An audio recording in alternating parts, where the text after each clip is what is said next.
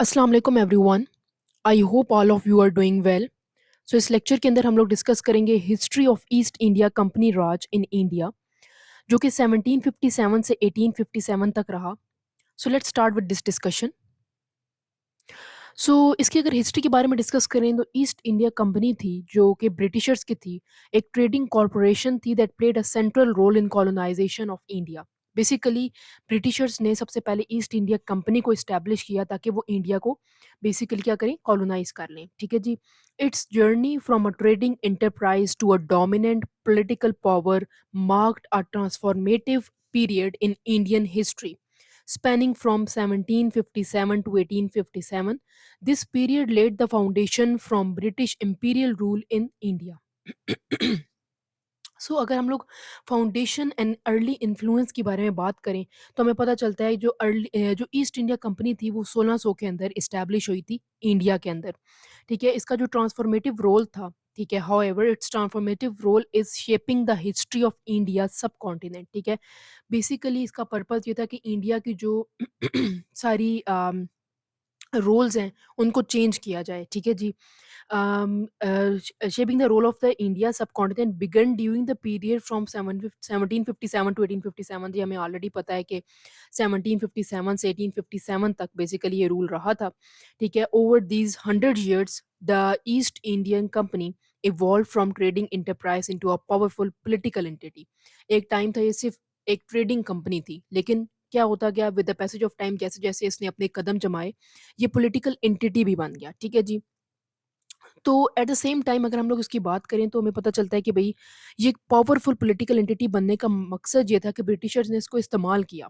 ठीक है, इसको इस तरह इस्तेमाल किया कि पहले उन्होंने कॉरपोरेशन के तौर पर लेकर आए उसको कि कॉरपोरेट है, वक्त के साथ साथ ये यहाँ पर ट्रेडिंग करेगा, लेकिन एट द सेम टाइम फिर वो क्या बन गया, एक बहुत ही बड़ी एक पॉलिटिकल एंटिटी, पावरफुल एंटिटी बन गया। ठीक है जी। अब अगर बात करें इवेंट्स जो हुए ड्यूरिंग ईआईसी, वो था बिगिनिंग ऑफ ईआईसी। जो बैटल ऑफ प्लेसी थी, ठीक है, एक पाइवटेबल मूवमेंट था in the history of East India company, came in 1757 with the battle of Plassey led by Robert Clive. The EIC defeated Sirajuddaulah, the Nawab of Bengal, with the help of treachery from Mir Jafar and one of the Nawab commander. ठीक है, तो beginning कहाँ से शुरू हुई, battle of Plessis से शुरू हुई। ठीक है जी। एक्सपेंशंस एंड वॉर, ठीक है जी।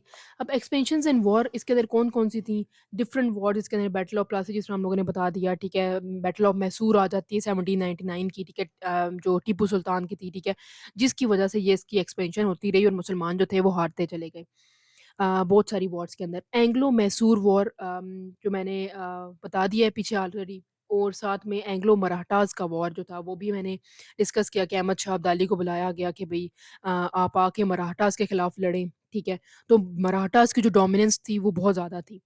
Eight the same time administration and economic policies, land revenue जिस तरह के 1793 का था, Bengal was introduced to maximise revenue but often lead to exploitation of peasants. ठीक है, किसानों को एक्सप्लॉयट किया जा रहा था उस दौर में। फिर उसके साथ साथ हमारे पास पाथ टू 1857 का रिवॉल्ट, बेसिकली इकोनॉमिक एक्सप्लॉयटेशन और मिलिट्री की डिस्क्रिमिनेशन लीड करता है towards the path of 1857 revolt. ठीक है जी। फिर एंड हो जाता है ईआईसी का rule. British crown dissolve EIC through government of India act 1858।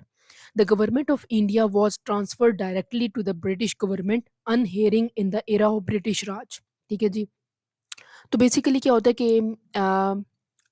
Era इनका एंड हो जाता है। ठीक है, गवर्नमेंट जो है अपनी सारी जो पावर्स हैं, ठीक है, जो इंडिया की जो पावर्स हैं वो ट्रांसफ़र कर देती है ब्रिटिश गवर्नमेंट को। ठीक है, और ब्रिटिश राज जो है वो शुरू हो जाता है। ठीक है, सो अगर हम लोग डिस्कस करें, इसी कंक्लूजन के बारे में डिस्कस करें तो हमें पता चलता है कि भाई 1857, सो 1857 की जो बेसिकली बैटल थी, ये जो ईस्ट इंडिया कंपनी आई उसी एक ट्रेडिंग कॉरपोरेशन थी, लेकिन इसने रीशेप करना शुरू कर दिया इंडिया के इकोनॉमिक सोशल पॉलिटिकल लैंडस्केप्स को। ठीक है, वो डायरेक्टली एक्सप्लॉइट करना शुरू कर दिया।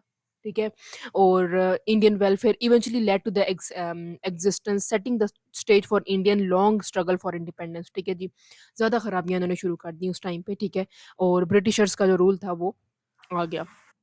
So that's all from my side. If you have any queries, you can ask me in the comment section. Please like, subscribe, and share my channel. Keep supporting. Thank you so much for watching.